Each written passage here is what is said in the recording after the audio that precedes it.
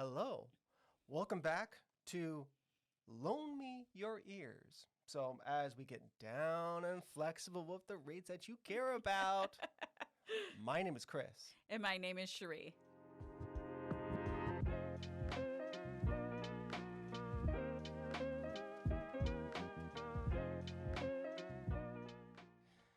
So, CHERI, what we're talking about loans. Yes. Okay, so you're gonna have to educate me on this here. What loans are we talking about?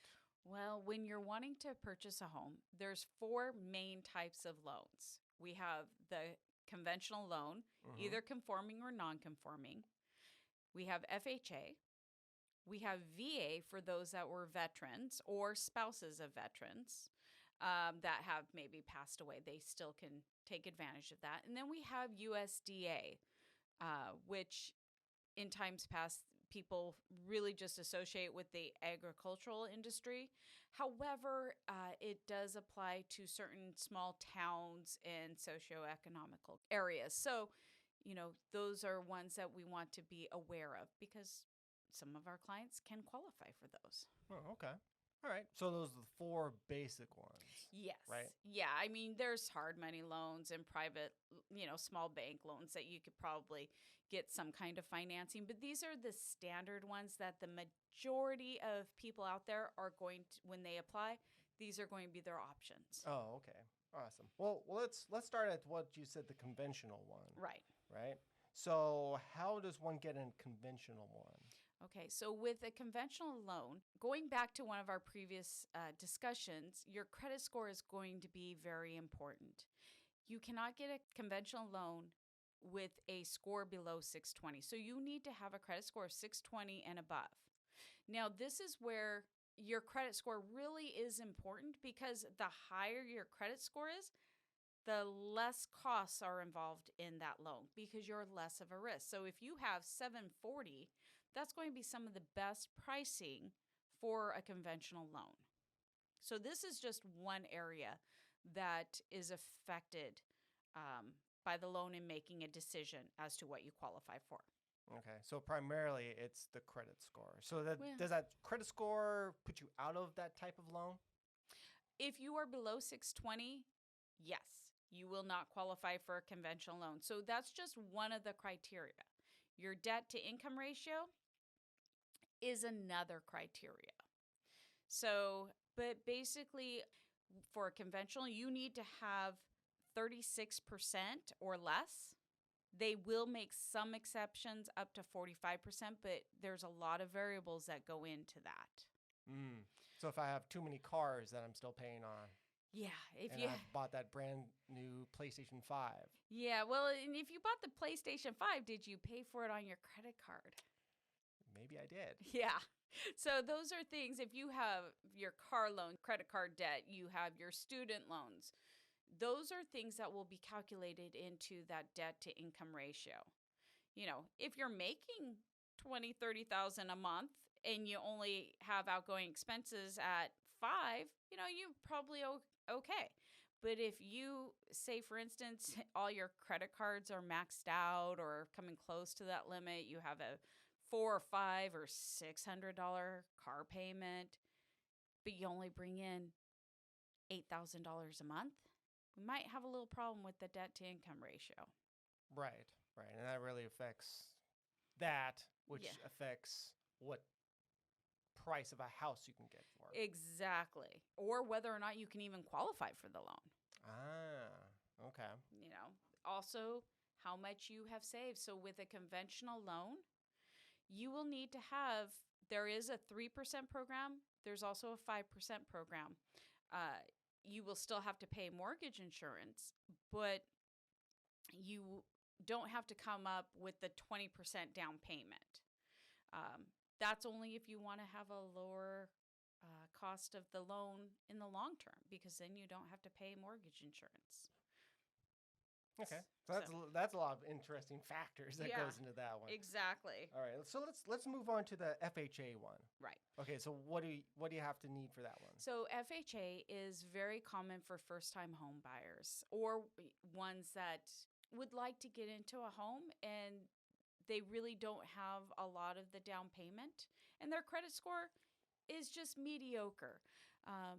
To general rule of thumb is people want to see 580 for your credit score for an FHA, but there are some instances where they will allow your credit score to be 500. It does affect a little bit of the rates, but once again, it helps the first-time home buyer to get into a home, and that's what it was designed for. That one requires a 3.5% down. And depending on your lender, sometimes there's a down payment assistance program, but that's just going to be a standard fee for that. Now, with FHA, your debt to income ratio can be no more than 43%. Okay, that's a little bit more higher than the conventional one. In some respects, because remember, while 36% was the general rule of thumb, there were exceptions where they would allow it to go up to 46%. Oh, okay. But once again, there's factors that go into it that the lender on the back end will be dictate based on the standards of those loan programs. So that will be what the underwriters tell the lender what can be done and what cannot be done. Okay. So there's a little bit more play there. It's Yeah. so it comes up to that halfway point. Yeah, exactly. I mean, you can have a little lower credit score. Maybe you're young and you didn't realize how important your credit score was, and you're really trying to now realize the importance of it, and you're working on it. Well, it doesn't have to stop you from buying a house. Right. So I can buy the PlayStation 5 still. I would do it after you close on your house because you want to keep the lower debt. Okay. All right. Okay. I'm really pushing that point. I know you are, but you do like playing with your games. Let's look at the VA. Yes. Right. So we're looking at military, right? Exactly. And that actually is a great program for those that have that experience, or they had a spouse that maybe they're deceased, but it's still an option for them. So this one, your credit score does need to be 620. That is a requirement. However, this one, you don't have to put any money down. There is a funding fee, though, and so that can be a little bit steep on the initial costs. But if you don't have money to put down, having a zero down loan can be very appealing. Right. If you don't have to put money up front. Right. You just have to pay your closing costs, and VA will allow the seller to pay for some of the closing costs. So that is something that can, in certain markets, the trusted realtor could write in the closing costs. Maybe you adjust the purchase price, but the seller makes a concession. So we can wrap those costs up in the loan. Oh, okay. Okay. Yeah. Gotcha. But that one, your back end debt to income, that has to be 41% or less. Right. Okay. So it's pretty straightforward. Only certain people qualify for that, but they have to have their certificate of eligibility. So they have to prove that they're eligible for this loan. So they need the evidence. They do need the evidence, but it's not hard to get. Gotcha. The Well, I lender mean, can help if you. they have that sort of paperwork, it should be pretty easy. Exactly. you know. Exactly. They can't just fake it. True. And then let's go to that final one, the USDA. Okay. The USDA one is kind of interesting because it is designed for more of the rural areas. So are we talking about farms? It can be, but I've known ones in the Graham area that qualified for a USDA loan. So it just kind of depends on the area. In Pierce and King County and Snohomish, we have plenty of areas that would qualify for a USDA loan. So it'd be like depending on how the soil, it's like croppable, maybe. No, it really doesn't have to do with that. It has to do with the area, the location. It has to do with the community. And then also what income bracket the client or the buyer is in. With this loan, while there really isn't that strong credit score driven, you can't have any bankruptcies, you can't have any late payments. Those types of requirements are necessary. But it also is a 0% down program. Okay. However, your maximum debt to income ratio on the back end can't be any more than 41%. So it's really designed to keep people within their budgets. Right. Right. not test those boundaries, so to speak. Yeah, exactly. Almost just like that VA one. Right, but there is a guarantee fee that the buyer will have to pay, and there is a yearly annual fee. So those are some costs that are built into the loan. So it has some favorable terms, but like anything, you can't get it for free. There is always pros and cons to each one, and so that's where that trusted lender that you're working with will help navigate it. There's some lenders, they only do conventional and FHA. They're very much in the box. And then there's others, they have all kinds of products out there for you. So some of them are 15-year. Some of them, like most of the ones we talk to, you have a 30-year. But then you could also get a 15, 10, 20. Some like USDA, you can even go up higher in the years, maybe 40. That's where the flexibility comes in with some of these, but with all things, there's costs associated. Maybe you want the 15-year rate, but your payment's going to go up like $600 or $700. Can you comfortably do that? Or can you stick with a 30-year, make payments twice a month on it, maybe split it up, and then make extra payments? Might have the same effect with very little costs. And that way, if emergency comes up, you're not cash strapped. Right. That's never a fun place to be. There's also another loan type that we didn't really discuss, but it is the ARM. It's the adjustable rate. That one tends to be a little bit on the dangerous side. Well, it can be, but it depends. So say, for instance, you only want to hold this property for 3 years and you have a 5-year adjustable ARM. Well, you're planning to be out by the end of that term, and it gets you lower than maybe a 30-year. Okay, then, a 30-year conventional, then that might be a good choice. But say, for instance, you're planning on staying in this house for 15 years. Well, you will either need to watch the rates go up or down, depending on what it is 5 years from now, or you may have to refinance it. So it really depends on everybody's individual circumstances. Mm-hmm. It's kind of like that balloon payment. You pay interest only for maybe 10, 20 years, but then you have to have a big old balloon payment. Well, if you have the cash, great, no big deal. But maybe you don't have the cash, you have to refinance it, or they can call your property. So it's really important to count the cost before making these decisions, knowing what your options are, but also seeing what the pros and cons are for what your individual circumstances and comfort zone is. Really important. Yeah. So as a realtor, are you walking through your clients through that particular process, or is that just through the lender that they're going to be explaining all that sort of stuff? That's the lender's job to explain those options. Some agents do have experience with loans, but you want to get that information from the lender. They are the professional, whoever is servicing your loan or that you're getting pre-approved from. That's the information you want to get from that professional.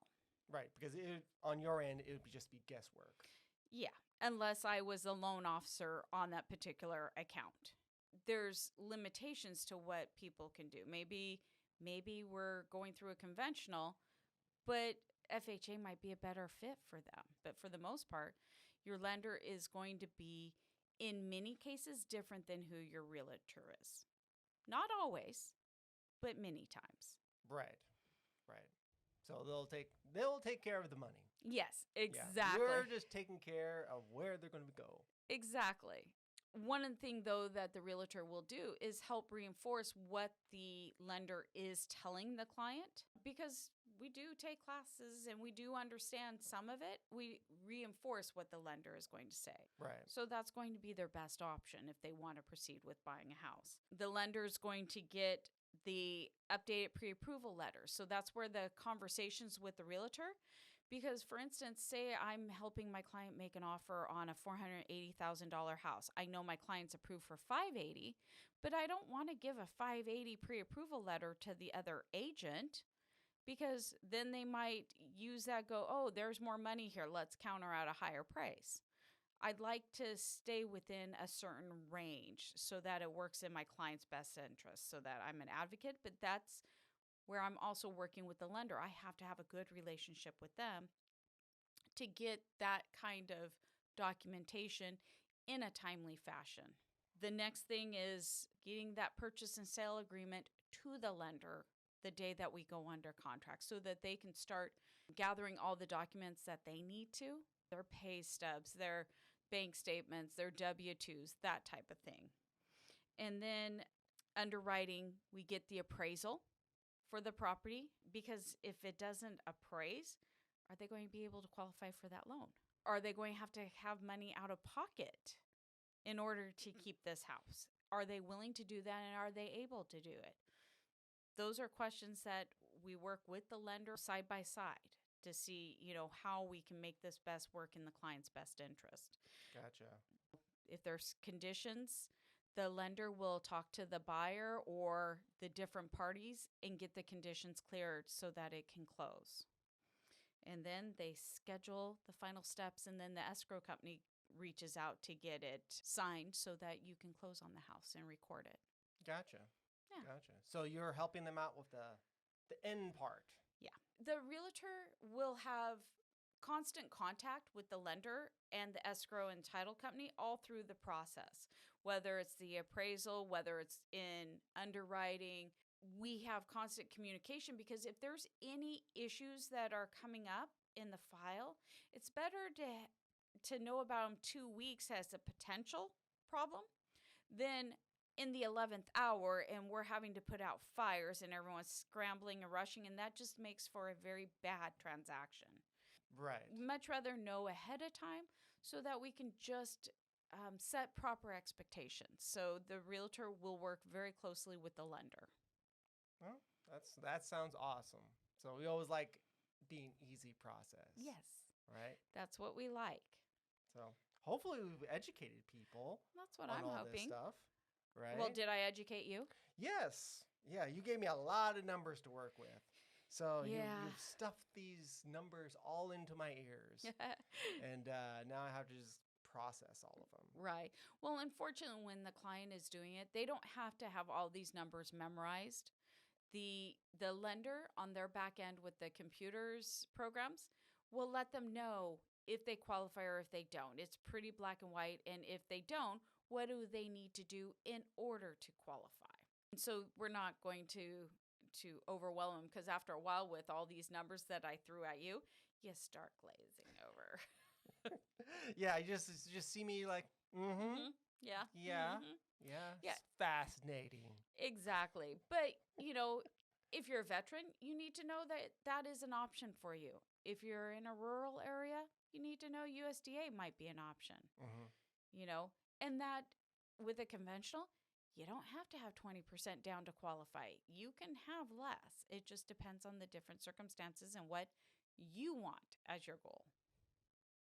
That's all it really cares about. Exactly. What is your goal as the And client? that goes back to being the therapist and finding out what Oh, their needs are and their goals. Back here, that Devon, we have that on order. Feel you got that on order? I hope so. I hope so, too. We'll see a nice Devon here next time. I know, right? That would That'd be nice. We'll be lounge back with these mics. I know. Are you going to have my grapes? And we'll just do the therapy session. I will not have your grapes. Fine. You provide your grapes. Okay. This is about as close as I'm going to get for giving you grapes. Yeah. Okay, so why don't we end off there? We'll let my mind rest this time around. Did I hurt your brain yet? I hope so. Maybe. Don't give me that laugh. Oh, it's good. Okay. Well, this has been Loan Me Your Ears. I have been Chris.